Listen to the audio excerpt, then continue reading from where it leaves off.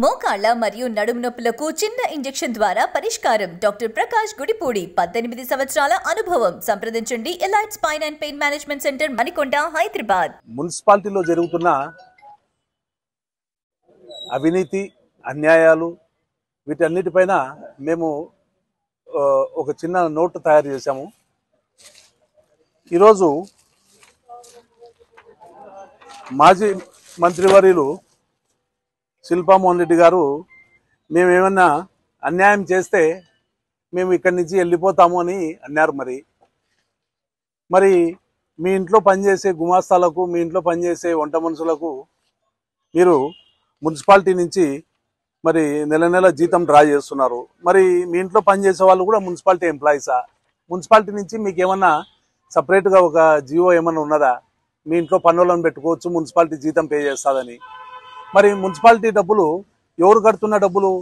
పన్నుల రూపంలో నంద్యాల ప్రాంత ప్రజలు కడుతున్న డబ్బులు. నంద్యాల ప్రాంత ప్రజలు డబ్బులు కడుతుంటే మీరు మున్సిపాలిటీ నుంచి జీతాలు ఇప్పించుకుంటా మీ ఇంట్లో పనికి పెట్టుకోవడం ఎంతవరకు సబబు? ఇది విత్ ప్రూఫ్ ఉన్నది. Serial number Prasad. దీనికి ఏందో మరి మీరు సమాధానం చెప్పాలి. మంత్లీ మీ ఇంట్లో పనిచేసే వాళ్ళు వెళ్ళి అక్కడ ఐరీస్ వేసి శాలరీ డ్రా చేస్తున్నారు. మరి దీనికి ఏం సమాధానం చెప్తారు మీరు? మేము చాలా నీట్గా ఇది చేస్తున్నాము, రాజకీయం చేస్తున్నాము, మేము అవినీతికి పాల్పడము, మా డబ్బులే పెడుతున్నాము అంటున్నారు. మరి మీ డబ్బులే పెట్టినప్పుడు, మీ దగ్గర అంత డబ్బు ధనం ఉన్నప్పుడు మరి ఇవన్నీ ఎందుకు చిన్న చిన్నవి? మీరు నంద్యాల ప్రాంత ప్రజలకు సమాధానం చెప్పాల్సిన అవసరం ఉన్నదా లేదా? ఎందుకు ఇవన్నీ? ఎందుకు మీరు మరి మీ ఇంట్లో పనిచేసే గుమాస్తాలకు మున్సిపాలిటీ ఎందుకు పే చేయాలి? దీన్ని ఎవరు?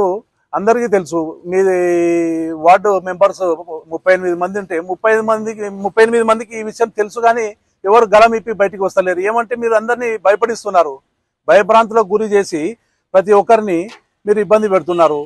ఈరోజు గలం ఇప్పి ఏదన్నా అంటే మేము అది చేస్తాము, మిమ్మల్ని బయటికి దొబ్బుతాము, మీకు ఉండేవన్నీ కట్ చేస్తామని భయపడించబట్టిరి. అదేవిధంగా 8వ వార్డు కౌన్సిలర్ భర్త నిజాముద్దీన్కి శాలరీ ఇస్తున్నారని మన 2 రోజుల క్రితమే మీ మీడియా మిత్రులే ఒకరు రాసినారు.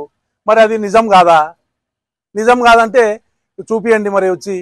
మేము కూడా యాక్ట్ ప్రకారం ఈరోజు అప్లై చేస్తున్నాము. ప్లస్ మున్సిపాలిటీ దగ్గర పోయి మున్సిపల్ కమిషనర్ గారికి దాన్ని సబ్మిట్ చేసి అడగదలిచినాము. ఖచ్చితంగా దానికి సమాధానం చెప్పాలి. సమాధానం చెప్పకుంటే ఖచ్చితంగా మున్సిపాలిటీ ఎదురుగా పెద్ద భారీ ఎత్తున ధర్నా జరుగుతుంది. దాని గురించి సమాధానం చెప్పేదాకా ఇచ్చే సమస్య ఉండదు. నంద్యాల ప్రాంత ప్రజలు కట్టే పన్నులతో మీరు ఆ డబ్బును దుర్వినియోగం చేసుకుంటూ మీరు మీ ఇష్టం వచ్చినట్టు పరిపాలిస్తున్నారు. ఏమి మీ అహంకారం? ఆల్మోస్ట్ 2004 నుంచి ఈ రోజు వరకు మున్సిపాలిటీని మీ సొంతింటి లెక్క వాడుకుంటున్నారు. మున్సిపాలిటీలో అసలు ఏం జరుగుతున్నాయి?